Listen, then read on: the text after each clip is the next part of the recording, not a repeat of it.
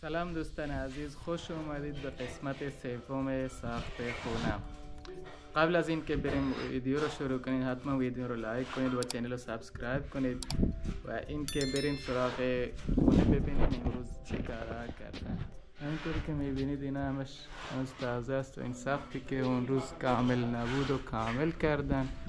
این هم از فرشی که هنوز هم صاف کاری نیست و دیواره ها که دارن کار میکنن.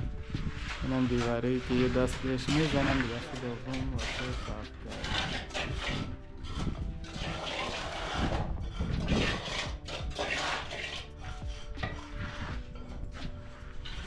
این دستی که دارن میزنن اینجوریه که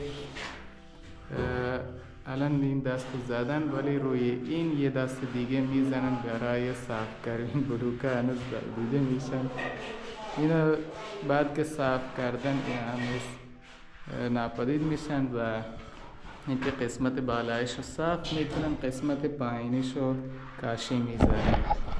و این که اینم بگم وقتی صاف کردن سیمانه ظاهر میشن، ولی برای اینکه سیمانه خوب ظاهر نشن یا این که کاغذ دیواری بزنیم یا این که رنگ کنیم. حالا چی میشه اون جلوتر ببینیم چه کار میکنیم، ولی الان دارن کار میکنن ببینیم تا کجا پیش میره. وقتی خونه ساخت درست شد بعدا تصمیم میگیریم که کاغذ دیواری بزنیم بهتره یا که رنگ. خب اینم از قسمتی که درست کرده. اینم از قسمتی که دارن درست میکنن.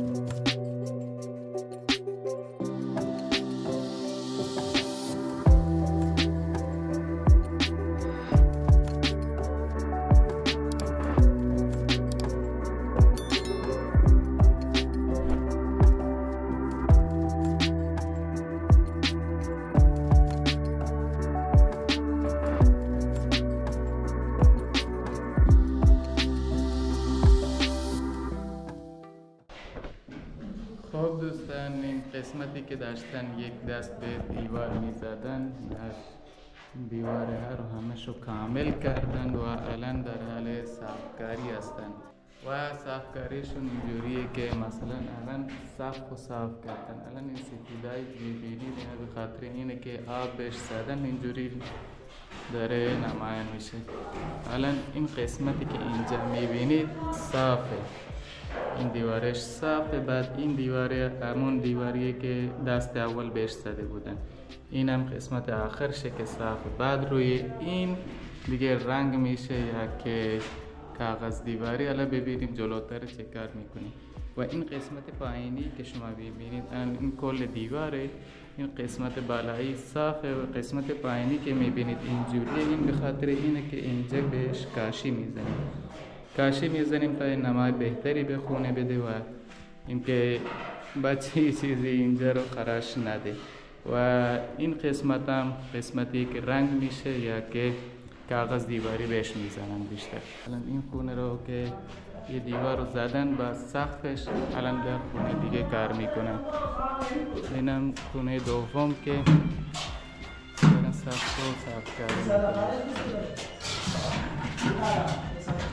و صافکاری پروسه صافکاری اینجوریه که با آب سیمان اینجا اینجوریه. این قسمت اینجوریه که با آب سیمان رو میزنن اول به دیوار. این دیواره هنوز دست اول نخوردن خاطر همین نمیزنن. دست این آب میزنن به دیوار، بعد روش یکم ماسه ریز که اونجا میبینید اینا رو میزنن. این هم از این ماسه ریز که خیلی ریزه، اون درشته فرق میکنه با این ریزه اینو که بزنن. بعد روش این ماسه با آب و سیمان یکی میکنن و میزنن به دیوار. این هم از قسمتی که داره کار میشه. این هم استادم. چون رضا این از قسمتی که دارن اون صافی رو میزنن بعد با اینایی که میبینید الان نمیکنم بهش چی میگن ما میگیم ماله و این دیگه صاف میکنن و قسمت هایی که هست این قسمت ها رو مثل این دیگه صاف میکنن. حالا بریم پروسه رو خوبی بهتون نشون بدم.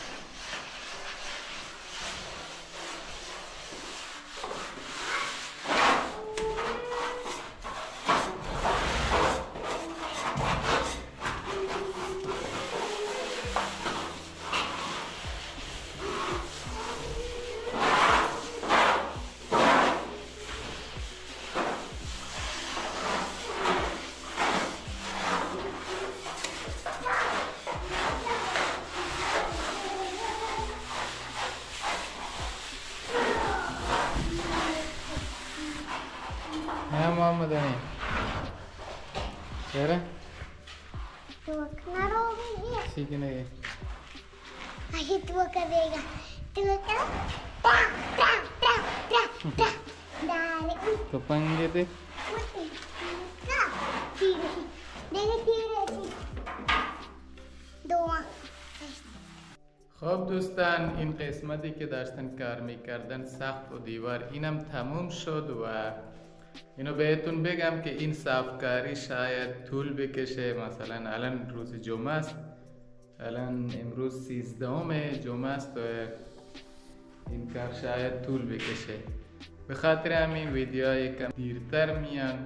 امیدوارم از این بابت ناراحت نباشید و اینکه چنل منو سابسکرایب کنید و ویدیوها رو دنبال کنید تا یه روزی خدا خیر کنه تموم بشن اینا.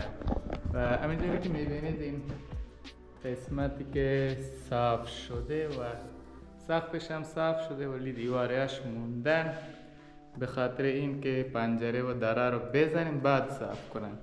چون اگه الان صاف کنن شاید فرق کنه، مثلا جایی که صاف کردن بعدا در رو بزنن اگه صاف کنن یکم فرق میکنه، ولی بعدا رنگ میشه یا که کاغذ دیواری درست میشه، ولی اینجوری بهتره که یک دست رنگ بشن. این قسمتی که میبینید این قسمت کاشی میشه و به خاطر همین الان اینو جارو کردن. اگه ببینید اینو جارو زدن روش که کاشی خوب بشینه. بعداً با سیمان و اینجور چیزا بهتون نشون میدم که چطوری کاشی ها رو میزنن. این قسمت هم صاف شده و خیلی از دیواره هنوز موندن تا اونا صاف بشن و ویدیوشو کم کم بهتون نشون میدم. طولانی میشه و شاید این هفته هم بره. و این که تا اینجا ویدیو رو دیدید ازتون ممنونم. حتما ویدیو رو لایک کنید و چینل رو سابسکرایب کنید. تا یه ویدیو دیگه شما رو به خدای بزرگ میسپارم. خدایا رو نگهدارتون.